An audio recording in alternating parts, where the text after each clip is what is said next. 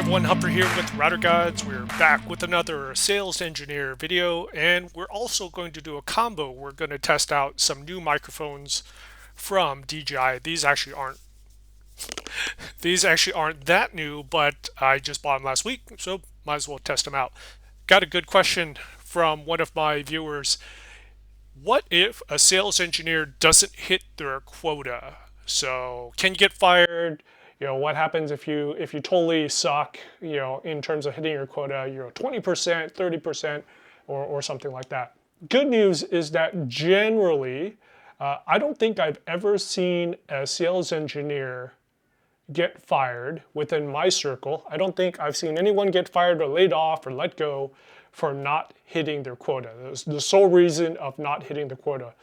And the reason for that is, as a sales engineer, you're going to be tied to either a single account manager, a single account, or you'll be pulled to multiple account managers. If you're tied directly to an account manager, you're the engineer, you're supposed to be doing all the technical stuff, right?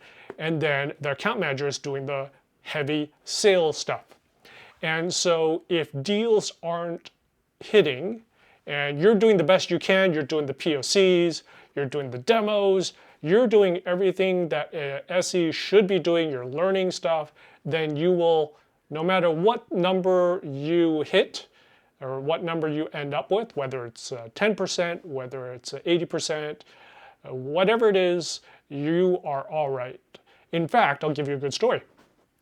In my first year at Meraki, so I was Meraki Enterprise, GES. And in Enterprise, it's very up and down. Big deals, humongous deals, big companies. And yeah, sometimes you don't hit your number, and that is not your fault. It's just luck sometimes. So the first year, I think I ended up 34%, 37%. It was in the 30s, right? So, at the end of that year, I was like, oh, whoa, what's going to happen to me? And I was pulled aside as Humphrey, you did everything right. You did the POCs, you met with the customers. It's just, sometimes that's what happens in enterprise. And then the next couple of years, 100%, 187%, accelerators. So did really, really well, and kicking ass ever since.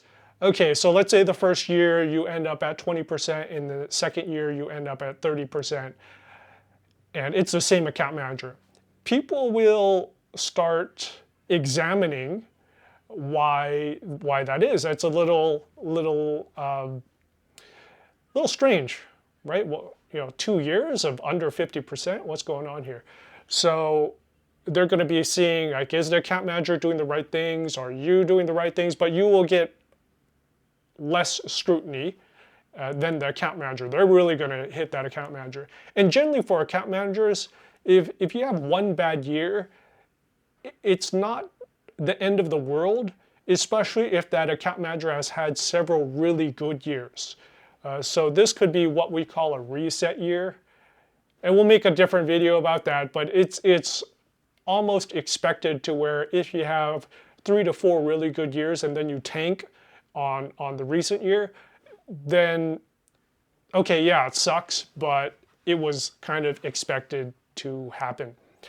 If all of your coworkers are having great years, so everyone on your team is having a great year and you have a bad year, might be something worth examining. Don't just throw up your hands and say, well, I did everything I could.